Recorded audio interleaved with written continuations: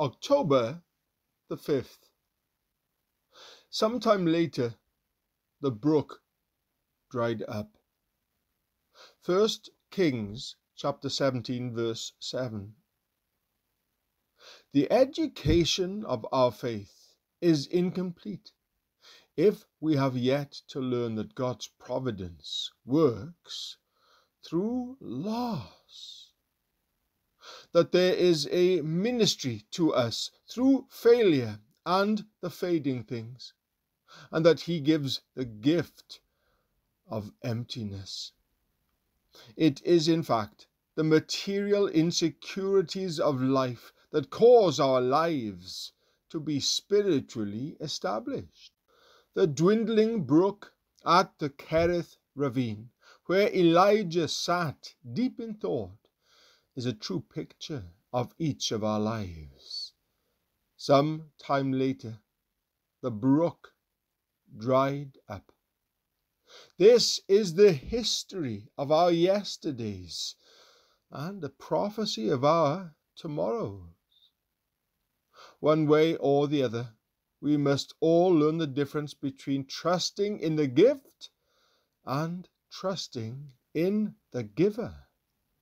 The gift may last for a season, but the giver is the only eternal love. The Kerith ravine was a difficult problem for Elijah until he arrived at Zarephath, and suddenly everything became as clear as daylight to him. God's hard instructions are never His last words to us, for the woe, the waste, and the tears of life belong to its interlude, not its finale. If the Lord had led Elijah directly to Zarephath, he would have missed something that helped to make him a wiser prophet and a better man, living by faith at Kerith. And whenever our earthly stream or any other outer resource has dried up, it has been allowed so we may learn that our hope and help are in God, who made heaven and earth. F.B. Meyer. Perhaps you too have camped by such sweet waters, and quenched with joy your weary, parched soul's thirst, to find, as time goes on, your streamlet alters from what it was at first.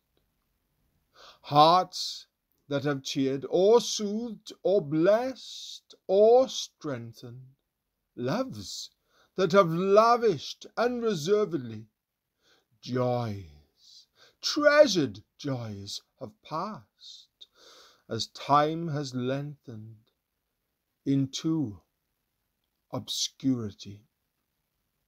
If then, O soul, the brook your heart has cherished does fail you now, no more your thirst assuage, if its once glad refreshing streams have perished, let Him your heart engage. He will not fail, nor mock, nor disappoint you. His comfort and care change not with the years. With oil of joy He surely will anoint you and wipe away your tears. J. Danson Smith.